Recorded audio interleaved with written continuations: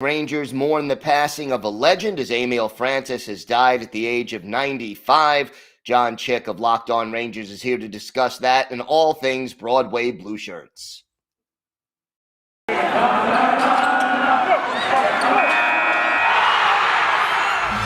Locked On NHL, your daily podcast on the National Hockey League. Part of the Locked On Podcast Network, your team every day.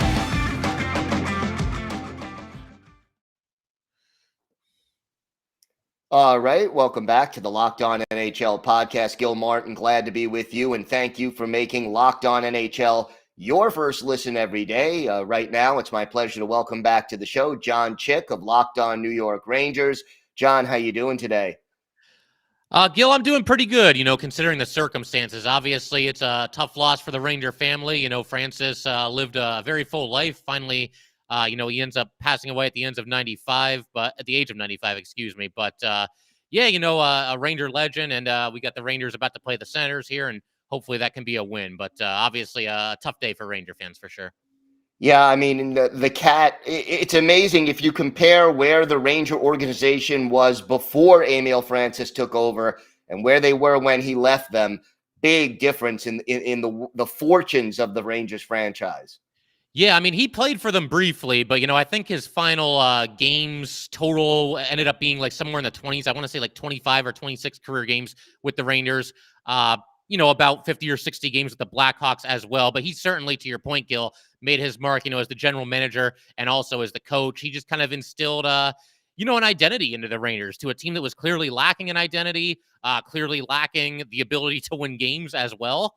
And, he had them in the semifinals or deeper in 4 consecutive seasons, which, if you're a Ranger fan, that's almost unheard of. I know they didn't end up winning the Stanley Cup during his tenure there, but they got close, and they got as close as, any other era of Ranger hockey between 1940 and 1994 there. So he did a tremendous job. It was basically a 180 pretty much from the time he became coach. I believe they missed the playoffs his first season as coach, but they made it, I think, every other season after that. So pretty remarkable what a turnaround that franchise had under his direction there. And amazingly enough, he was always an innovator as a goalie, and he didn't have a very long NHL career, but he was one of the first goalies to use a baseball glove, sort of as part of the equipment. And before that, they were using a typical hockey glove. So his impact on the game goes back a long, long way. Yeah, for sure. I mean, he also played a good amount of baseball growing up, from what I understand. And that's where he kind of came up with the idea to, basically just experiment with the goalie glove. He ended up kind of modeling it after like a first baseman's glove, and the rest is history. Before you knew it, a lot of goalies around the league were trying to emulate that and get a similar glove as the one he was using. So, yeah, he didn't play in the NHL for all that long. Certainly there's goalies with longer careers than him, but he made his impact one way or the other there. And some of the great players that he was brought into the New York Rangers and developed for the New York Rangers. I mean, Rod Gilbert, who just passed away a few months ago, Jean Ratelle, Eddie Giacomin, Brad Park, just a long list of great players who he either drafted or developed or both. And, those teams were pretty impressive. As one book title went, they did everything but win.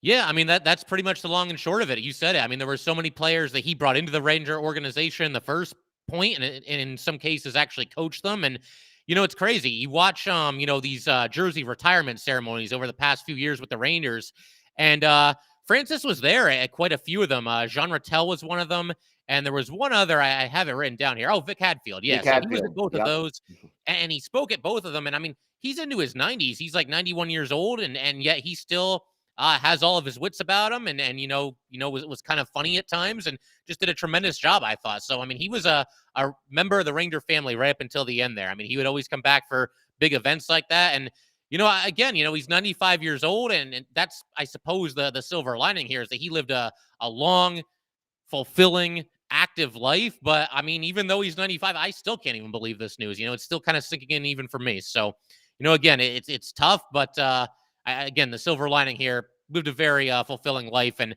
obviously made his mark on New York Ranger hockey. There's no doubt about that.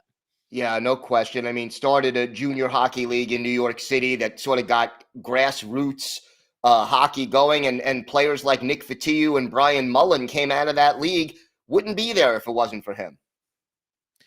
Yeah, no, for sure. I mean, he clearly made his mark. And, something else that I found kind of interesting about just his entire journey is, he started playing hockey when he was 8 years old, but that was also right around the time that his father passed away. And so he obviously had some tremendous adversity from an early age. And one of his uncles actually taught him how to play hockey. And, the Rangers have an award named after him. I think they established it in 2008. And it goes to whoever grows youth hockey in local communities. And so, again, the Rangers, they do a great job honoring, players anytime they pass or anything like that, or somebody, gets their jersey retired.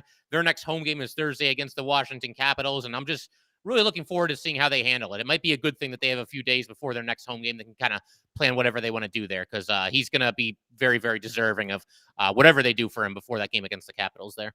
No question about that. Rangers off a tough loss in a shootout to the Detroit Red Wings, ending a 3-game win streak. We're coming up on the trade deadline now. That's sort of the next big milestone. What, if anything, do you expect the Rangers to do as they're in the thick of things right now in the Metropolitan Division? What do you think they need to do come trade deadline? Yeah, I mean, I think they'll add a piece or two. I don't know that they're going to go nuts with it. I know that a lot of people are interested in JT Miller, and you can count me among you, anybody who's listening to this and might be a fan of a reunion with JT Miller. The only tricky thing there is he is under contract for next season, and I see the Rangers maybe being in the market for, a rental type player. Whoever that might be, maybe Riley Smith from the Vegas Golden Knights. I've heard his name a couple of times. Somebody that can kind of just step into a middle six role, and I think ideally play right wing. Because if you look at this Ranger depth chart right now, Gil, I don't know how closely you've been following them over the past couple of days, but they are just depleted at right wing. And that's especially true now that Capo Caco is going to be out of the lineup for at least a month. And so, I could see them adding just a middle six type of right winger, if nothing else. I know some people are talking about the possibility of maybe adding a defenseman, and I wouldn't necessarily say no to that, but I also wouldn't break the bank for a defenseman, because the Rangers have a lot of good young defensemen on this team right now. Braden Schneider is coming along very nicely, and he joins a very impressive quartet of Adam Fox, Ryan Lindgren, Jacob Trouba, and Keandre Miller. And all those guys are under contract for quite a few seasons, or under team control for quite a few seasons. So they've got 5 really good defensemen. I mean, if the price is right, if you want to bring in a rental for the rest of the season, then by all means, but I wouldn't break the bank to go after a defense. And I think the primary need should be, and ultimately will be, right wing, at least a middle six type forward, if nothing else. But I think they'll add at least a piece, at some point before the deadline comes and goes. All right, John Chik, why don't you tell our viewers and our listeners where they could find the podcast and where they could find you on social media?